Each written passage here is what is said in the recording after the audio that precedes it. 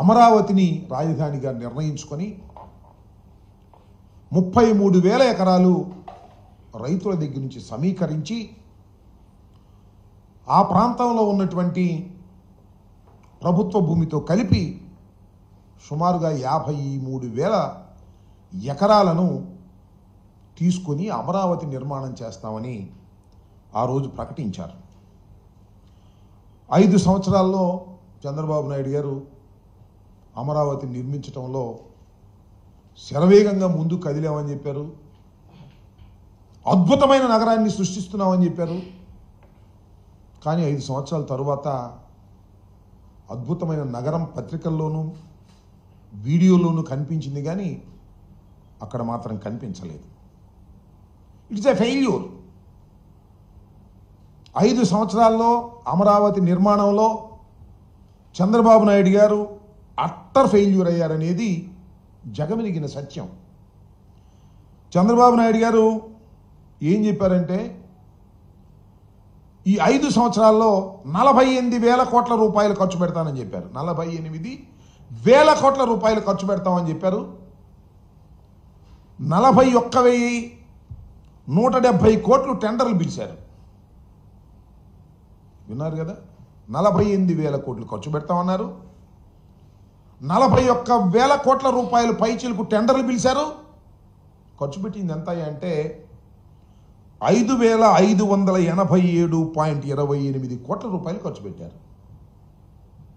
చెప్పిందేంటి, చేసిందేంటి చూస్తే మనకు అర్థమవుతుంది. 5 సంవత్సరాల్లో అట్టర్ ఫెయిల్యూర్ అయ్యి అమరావతి అనేది ఒక భ్రమరావతిగా చిత్రీకరించి చిత్తుగా ఓడిపోయినటువంటి సందర్భాన్ని ఇక్కడ గుర్తు చేసుకోవాల్సినటువంటి అవసరం ఉన్నది. ఇక్కడ ఒక విషయాన్ని నేను చెప్పదలుచుకున్నాను. వైఎస్ఆర్ కాంగ్రెస్ పార్టీ ఏదో అమరావతికి వ్యతిరేకమని, వరల్డ్ క్లాస్ క్యాపిటల్ని నిర్మిస్తుంటే కడుపు మంటతో మేము మాట్లాడుతున్నామనేటువంటి మాట పలుమార్లు చెప్తున్నారు. ఇది వాస్తవం కాదని చెప్పదలుచుకున్నాను. ఆంధ్రప్రదేశ్ విడిపోయింది, గాయపడి విడిపోయింది. రాజధాని లేదు. రాజధాని నిర్మాణానికి కేంద్రం 2,500 కోట్ల రూపాయలు ఇస్తామని చెప్పింది. రాజధాని నిర్మించుకోవాల్సిన పరిస్థితి ఏర్పడింది. ఆర్థిక పరిస్థితి బాగోలేదు. హైదరాబాద్ లాంటి పట్టణాన్ని కోల్పోయాం. అక్కడి నుంచి ఇక్కడికి వచ్చేసాం. 10 సంవత్సరాల పాటు హైదరాబాద్లో ఉన్నటువంటి ఇన్ఫ్రాస్ట్రక్చర్ని రాజధానిగా ఉపయోగించుకునేటటువంటి ఫెసిలిటీని మనకి విభజన చట్టం కల్పించింది.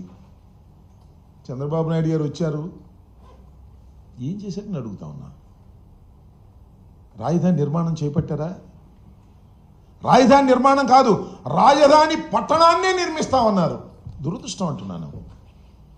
ఒక అద్భుతమైన పట్టణాన్ని నిర్మించగలిగినటువంటి స్థాయిలో గాయపడి విడిపోయినటువంటి ఆంధ్రప్రదేశ్ ఆర్థిక వనరులు ఉపయోగపడతాయా అనేది ఆలోచించలేదు.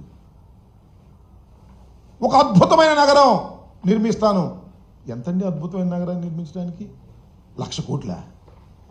1,00,000 కోట్లతో అద్భుతమైన నగరాన్ని నిర్మించడానికి కావలసినటువంటి ఆర్థిక వనరులు ఆంధ్రప్రదేశ్కు ఉన్నాయా?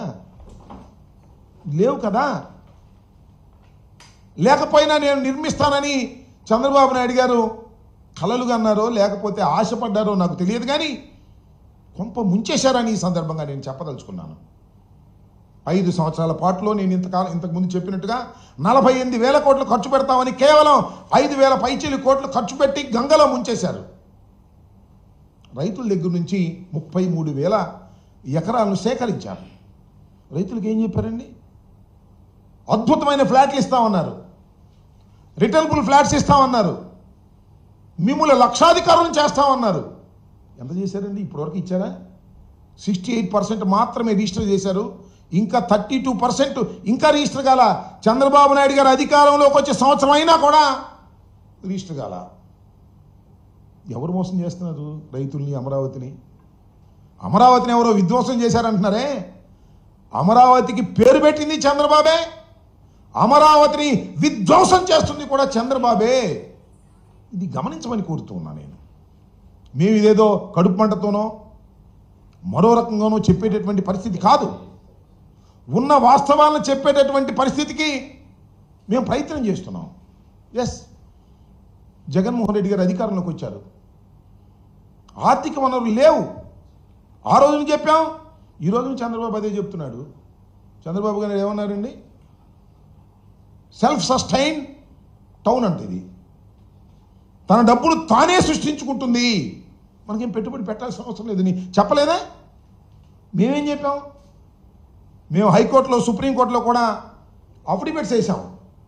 అయ్యా, రాష్ట్ర పరిస్థితి లేదు, ఇది ఆర్థికంగా ఇంత ఖర్చు పెట్టలేం, దీన్ని అభివృద్ధి చేయలేం అని చెప్పాం. చంద్రబాబు నాయుడు గారు ఏమన్నారు? సెల్ఫ్ సస్టైన్ అన్నాడు. మరి సెల్ఫ్ సస్టైన్ అయితే ఏం చేస్తున్నారండి చంద్రబాబు నాయుడు గారు మీరు ఇవాళ?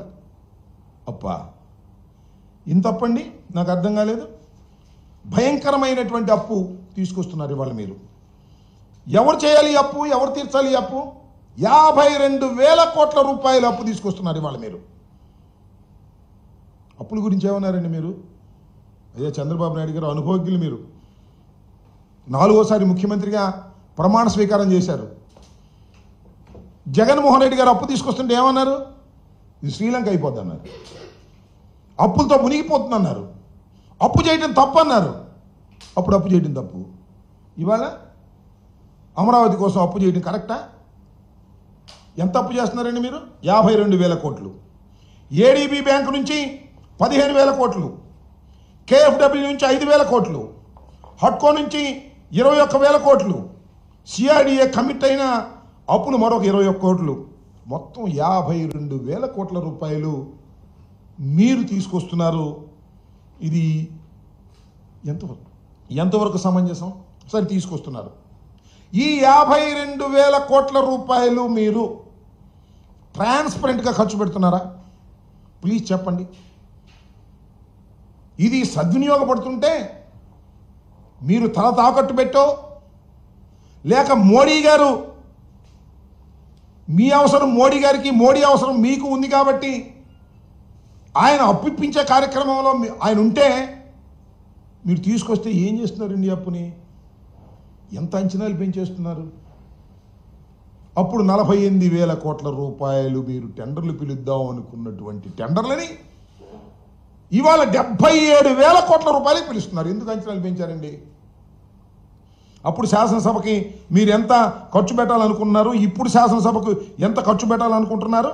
అప్పుడు 2,271 కోట్ల రూపాయలు శాసనసభకు ఖర్చు పెట్టడానికి అంచనా వేశారు. ఇవాళ టెండర్లు ఎంత పిలిచారండి? అదే శాసనసభకి 4,689 కోట్ల రూపాయలు.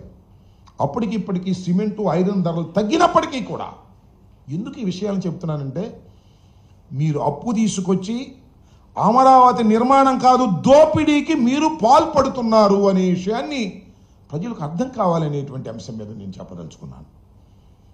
ఈ రకంగా అరే, జాతీయ రహదారులు 20 కోట్ల రూపాయలండి కిలోమీటర్కి. ఇవాళ ఎంత అండి? అక్కడ 50 కోట్ల రూపాయల కిలోమీటర్కి. దోచేద్దామనే, కాంట్రాక్టుల ద్వారా దోచేద్దామనే, అంత దోపిడీ చేయాలనేటువంటి దృక్పథం తప్ప అమరావతి లాంటి ఒక